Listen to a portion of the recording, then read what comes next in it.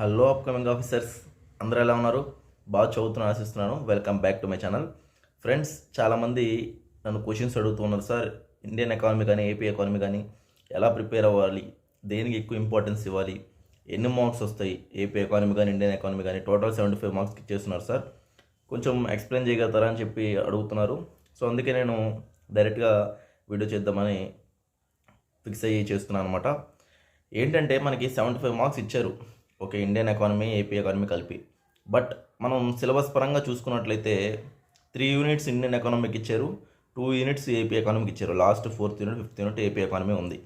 So maximum 75 క్వశ్చన్స్లో ఎలా ఉంటుందంటే paper setters కూడా ఇండియన్ ఎకానమీ ఎప్పుడైనా వ్యాస్టే. ఇండియన్ ఎకానమీ ఎందుకంటే మనం చూసుకున్నట్లయితే సిలబస్ పరంగా కూడా చాలా వ్యాస్ట్ ఉంది. మనం Indian budget, Indian economy survey చూసుకోవాలి, నెక్స్ట్ మళ్ళీ బ్యాంకింగు, ఇన్ఫ్లేషను, మళ్ళీ ఎకనామిక్ రిఫార్మ్స్, నెక్స్ట్ ట్యాక్సేషను, అలా చెప్పుకుంటూ పోతే ఎన్నెన్నో యూనిట్లు ఉన్నాయన్నమాట. ఇప్పుడు నేషనల్ ఇన్కంలో చాలా డెప్త్ ఉంటాయి. GDP, GNP, NDP, NNP, per capital income అంటే ఏంటి, జీడిపి డిఫ్లేటర్ అంటే ఏంటి, నామినల్ అంటే ఏంటి, రియల్ జీడిపి అంటే ఏంటి, ఏది బెస్ట్ అని రిఫ్లెక్టర్ అని చెప్పి, పర్చేసింగ్ పవర్ గురించి కానీ అట్లా చెప్పుకుంటూ పోతే ఒక యూనిట్లోనే చాలా డెప్త్ ఉంటుంది. సో ఒక నేషనల్ ఇన్కమ్మే చాలా డెప్త్ ఉంటాయి. సో అలాగా సిలబస్ వ్యాస్ట్ ఎప్పుడు ఇండియన్ ఎకానమీ ఉంటుంది. బట్ ఏంటంటే ఎంతవరకు అవసరం అంతవరకే చూసుకోవాలి. ఇప్పుడు బ్యాలెన్స్ ఆఫ్ పేమెంట్స్ ఇచ్చారు మనకి సిలబస్ పరంగా. బ్యాలెన్స్ ఆఫ్ పేమెంట్స్ ఇప్పుడు మామూలు ఎక్స్టర్నల్ సెక్టర్ చూసుకుంటే చాలా ఉంటుంది డెప్త్. బట్ ఏంటంటే ఆ బ్యాలెన్స్ ఆఫ్ పేమెంట్స్ వరకు మనం ఒక రొంత లిమిట్ అవ్వడం మేలు. సో ఎంతవరకు చదువుకోవాలి ఏంటి అనేది ఒక రఫ్ ఐడియా ఉండాలి. ఊరికే అన్ని చదువుకుంటా ఉన్నామన్నా కానీ కుదరదు కదా. ఇప్పుడు ఫైనాన్షియల్ ఇన్స్టిట్యూషన్స్ ఎన్నెన్నో ఉన్నాయి. ఐఎంఎఫ్ గురించి, వరల్డ్ బ్యాంక్ గురించి, ఏషియన్ డెవలప్మెంట్ బ్యాంక్ గురించి, ఇలా చూసుకుంటూ ఉంటే ఎన్నెన్నో ఉన్నాయన్నమాట. బట్ ఇంకా డెప్త్లోకి వెళ్తే మళ్ళీ వరల్డ్ బ్యాంక్లో ఐబిఆర్డి ఉంటుంది, నెక్స్ట్ అట్లాగా ఒక 3-4 ఉంటాయి మళ్ళీ దాంట్లో. అవన్నీ చదువుకోవాలా సార్ అని మళ్ళీ ఇంకో క్వశ్చన్. సో ఇలాగ చాలా చాలా ఉంటాయండి. ఓన్లీ ఎకానమీ సింపుల్ ఏం కాదు ఇండియన్ ఎకానమీ. సో కొంచెం దాన్ని ఫోకస్ చేయండి, ఓకేనా. తర్వాత ఏపీ ఎకానమీకి వస్తే ఏపీ ఎకానమీ లాస్ట్ 2 యూనిట్లు ప్రాపర్ బుక్స్ అంటూ ప్రజెంట్ మార్కెట్లో ఏం లేవు. మీరు మన చేతిలో ఉన్న ఎకానమిక్ సర్వేని ఫస్ట్ కంప్లీట్ చేసేయండి. ఎకానమిక్ సర్వేలో చూసుకున్నట్లయితే మనకి నీట్గా యూనిట్ వైజ్ ఇచ్చేస్తున్నారు. మ్యాక్రో ఎకనామీ అగ్రిగేట్ సెట్ ఏంటి, పబ్లిక్ ఫైనాన్స్ పరిస్థితి ఏంటి, అగ్రికల్చర్ పరంగా ఏంటి, అలా యూనిట్ వైజ్ ఇచ్చేస్తున్నారు. కాబట్టి మనం డీటెయిల్గా దాన్ని చదువుకోవాలి. సార్ ప్రతి డేటా గుర్తుపెట్టుకోవాలంటే రఫ్గా ఒక ఐడియా ఉన్నా చాలండి. ఇప్పుడు ఫర్ ఎగ్జాంపుల్ పబ్లిక్ ఫైనాన్స్లో చూస్తే మనకి ట్యాక్స్ పరంగా చూసినట్టయితే పబ్లిక్ ఫైనాన్స్ అంటే మనకి ఎంత ట్యాక్స్ వస్తుంది ఏంటి, ట్యాక్స్ ఎంత, ఓన్ ట్యాక్స్ ఎంత, ఓన్ నాన్ ట్యాక్స్ ఎంత, సెంటర్ నుంచి మనకి ఎంత వస్తుంది మనీ. సో ఇలాగ రఫ్ ఫిగర్స్ ఒక 85,000 కోట్ల లేకపోతే ఎంత అని ఒక రఫ్గా ఒక ఐడియా వస్తున్నా చాలన్నమాట. ఇప్పుడు మళ్ళీ దాంట్లో ట్యాక్స్ రెవెన్యూలో ఇప్పుడు 85,000 కోట్లు రఫ్గా ఉన్నా దాంట్లో ఎంత పర్సెంటేజ్ ఏది వస్తుందంటే జిఎస్టీ ఎక్కువ టాప్ ఉంటుంది ఎప్పుడైనా. తర్వాత ఏంది సేల్స్ ట్యాక్స్ పర్సెంటేజ్ ఎంత, జిఎస్టీ ఎంత, సేల్స్ ట్యాక్స్ ఎంత, ఇలా మీరు అనాలిసిస్ చేసుకుంటూ చదువుకోవాలన్నమాట. లేదు ఊరికే చదువుకుంటామంటే కుదరదు. వాళ్ళు ఆర్డర్ అడగొచ్చు, నెంబరింగ్ అడగొచ్చు, మోస్ట్ ఏదని అడగొచ్చు, లీస్ట్ ఏదని అడగొచ్చు. సో ఎలా అని అడగొచ్చు క్వశ్చన్స్. సో అట్లా పబ్లిక్ ఫైనాన్స్ అది ఉంటే ఇంకా మళ్ళీ అగ్రికల్చర్లో పోతే ల్యాండ్ హోల్డింగ్ ఎంత ఉంది, నెక్స్ట్ వర్క్ ఫోర్స్ ఎంత ఉన్నారు అగ్రికల్చర్లో, తగ్గారా లేదా, ఇండియన్ బడ్జెట్ కూడా చూసుకోవాలి. ఇక్కడ మామూలుగా మీకు రఫ్గా చెప్పాలంటే 73% ఉండేదంట వర్క్ ఫోర్స్ పోయిన ఇండియన్ బడ్జెట్ పరంగా చూసుకుంటే. అంటే 100లో 73 మంది అగ్రికల్చర్ ఉన్న వాళ్ళే, దాన్ని వర్క్ చేస్తున్న వాళ్ళే ఉన్నారు. ఇప్పుడు ఆల్మోస్ట్ 42% పడిపోయారు. అంటే 100లో 42 మందే చేస్తున్నారు ఇప్పుడు ఆ వర్క్ అనేది. ఆ వర్క్ ఫోర్స్లో పార్టిసిపేట్ చేస్తున్నారు అగ్రికల్చర్లో. సో డ్రాస్టిక్గా తగ్గిపోతుంది. ఎందుకు తగ్గిపోతుంది సార్ అంటే ఇప్పుడు అగ్రికల్చర్లో ఉన్న పిల్లలు అగ్రికల్చర్ సైడ్ వెళ్ళట్లా, స్టడీస్ వెళ్తున్నారు, లేదంటే అబ్రాడ్ వెళ్ళిపోతున్నారు. ఎలాగంటే వెళ్ళిపోతున్నారు. సో డేటా అనేది మారిపోతూ ఉంటుంది. ఇప్పుడు మీరు అదే డేటాలో ఉంటే ఇంకా అంత పర్సంటేజ్ ఉన్నారు వర్క్ ఫోర్స్, అంతమంది ఒక అగ్రికల్చర్లో వర్క్ చేస్తున్నారంటే నష్టపోయేది మీరే అనమాట. డేటా ఎగ్జాక్ట్గా తెలియకపోతే ఇబ్బంది పడతారు. సో వాళ్ళ డేటా అనేది కొంచెం రఫ్గా ఒక ఐడియా ఉండాలి మీకు. ఎగ్జాక్ట్ 42-43 గుర్తుపెట్టుకోవాలా సార్ అంటే అవసరం లేదు. తగ్గారు ఇలాగా 40 నుంచి 45 లోపల ఉన్నారని ఒక ఐడియా ఉన్నా సరిపోతుంది. ఎగ్జాక్ట్ ఫిగరు అట్లు ఇట్లా అడగరు, ఒక 10-15 అట్లా గ్యాప్ ఇచ్చి అడుగుతారు. సో దాన్ని బట్టి మీరు అండర్స్టాండింగ్ చేసుకోవాలి. తర్వాత పర్ క్యాపిటల్ ఇన్కమ్ ఎంత ఉంది సార్, తగ్గిందా పెరిగిందా చూసుకోవాలి.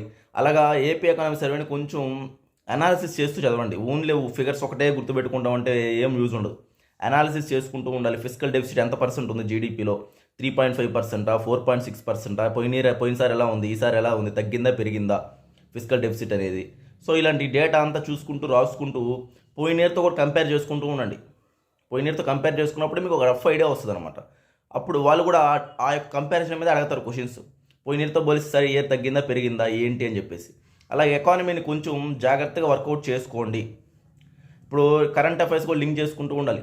రెపో రేట్ ఎంత ఉంది, 6.5%, రివర్స్ రెపో రేట్ ఎంత ఉంది, 3.25%, ఎంఎస్ఎఫ్ ఎంత ఉంది, అట్లాగా మళ్ళీ ఇంట్రెస్ట్ రేట్ రెపో రేట్ ఉంటుందా ఉండదా, ఇట్లాగా ఏ స్టాన్స్ తీసుకుంటున్నారు. ఇప్పుడు న్యూట్రల్ స్టాన్స్ ప్రజెంట్ వర్కౌట్ చేస్తున్నారు ఆర్బీఐ.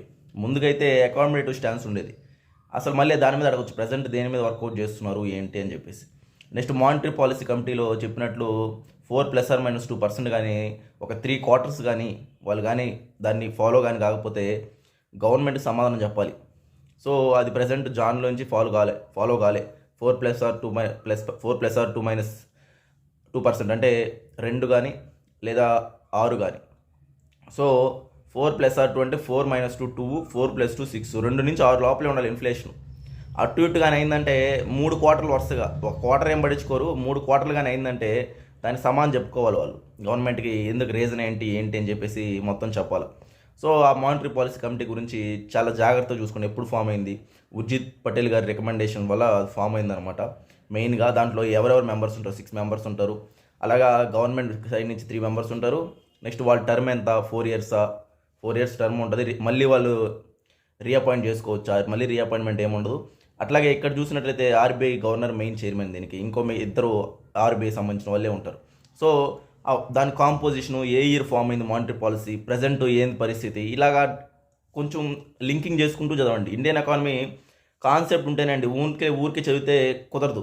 ఎగ్జామ్స్లో ఇప్పుడున్న ప్రజెంట్ సిచ్యువేషన్స్లో కాన్సెప్ట్ ఓరియంటెడ్ క్వశ్చన్లు వస్తున్నాయి. మళ్ళీ చెప్తున్నా, కాన్సెప్ట్ లేకుండా మీరు ఏం చేయలేరు. క్వశ్చన్స్ అలా ఫ్రేమ్ చేస్తున్నారు. మీరు ఆల్రెడీ ప్రిలిమ్స్లో చూసుంటారు. కాన్సెప్ట్ లేకుండా ఎంతోమంది ఇబ్బంది పడ్డారు. అంటే ఏదో తెలిసినట్టు పెట్టేద్దాం, బుక్లో ఉన్నట్టు అదే స్టేట్మెంట్ వస్తుంది అని అనుకోకండి, భ్రమలో ఉండకండి. కాన్సెప్ట్ ఉంటేనే క్వశ్చన్ అనేది మీరు అప్రోచ్ అవుతారు, కరెక్ట్ ఆన్సర్ చేస్తారు. ఓకేనా, అది మెయిన్ పాయింట్. నెక్స్ట్ బ్యాంకింగ్ చూసుకున్నట్లయితే చాలా డెప్త్ ఉంటుంది బ్యాంకింగ్లో. షెడ్యూల్ బ్యాంక్స్ ఉంటాయి. Next all India financial institutions ఉంటాయి. నెక్స్ట్ ఎఫ్ఎస్ఐబి అయింది. ఇప్పుడు మామూలుగా బ్యాంక్ బోర్డ్ బ్యూరో ఉండేది, ఇప్పుడు ఎఫ్ఎస్ఐబి అయింది. అంటే అపాయింట్మెంట్ చేసే పరిస్థితుల్లో ఈ యొక్క బ్యాంకర్స్కి, వాళ్ళ చైర్మన్స్కి కానీ వాళ్ళందరినీ. సో ఆ బోర్డు గురించి, ఎఫ్ఎస్ఐబి గురించి చూసుకోవాలి డీటెయిల్గా. నెక్స్ట్ ఏమైనా చేంజెస్ ఉన్నాయా, ప్రయారిటీ సెక్టర్ లెండింగ్స్ దేనికి ఎక్కువ ఉన్నాయి, ఇప్పుడు రీజనల్ రూరల్ బ్యాంకింగ్స్కి ప్రయారిటీ సెక్టింగ్ లెండింగ్ ఎంత, మామూలు కమర్షియల్ బ్యాంక్, షెడ్యూల్ కమర్షియల్ బ్యాంక్స్కి ప్రయారిటీ సెక్టర్ లెండింగ్ ఎంత, ఇవన్నీ చాలా జాగ్రత్తగా మీరు అనాలిసిస్ చేసుకోవాలి. నెక్స్ట్ ఎవరు దీన్ని రెగ్యులేట్ చేస్తారు, ఇప్పుడు స్టాక్స్ ఇవన్నీ చూస్తే సెబీ చేస్తుంది. ఇవన్నీ మ్యాక్సిమం ఈ యొక్క కొన్ని ఇన్స్టిట్యూట్స్, ఇప్పుడు ఫైనాన్స్ ఉంది దానికి వేరే వాళ్ళు చేస్తారు. కొన్ని మళ్ళీ ఆర్బీఐ అన్నీ చేయదు, ఆర్బీఐ అన్నిటికీ చేయదు రెగ్యులేషన్స్, కొన్ని చేస్తాయి, సెబీ కొన్నిటికి చేస్తుంది. నెక్స్ట్ అవి చూసుకోవాలి మీరు. అవి చూసుకోకుండా మీరు కానీ డైరెక్ట్గా అన్ని ఆర్బీఐ అనుకుంటే మళ్ళీ అదొక మిస్టేక్ అనమాట. అలా కొంచెం జాగ్రత్తగా ప్రిపేర్ అవ్వండి.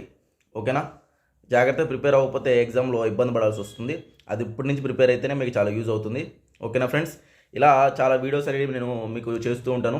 ఈ వీడియో ఏంటంటే సబ్స్క్రైబ్ చేసుకుని కొత్త వాళ్ళు నచ్చితే లైక్ చేసి షేర్ చేయండి, కింద కామెంట్ పెట్టండి సార్ కంటిన్యూ దిస్ సిరీస్ అని చెప్పి. నేను అలాగ రోజు కొన్ని మీకు అప్డేట్స్ చెప్తూ ఉంటా, కొన్ని ఏరియాస్ ఏం చదవండి. అట్లా చదువుకుంటూ ముందుకు పోయినా మీరు కొంచెం మంచి మార్క్స్ స్కోర్ చేసుకుంటారు.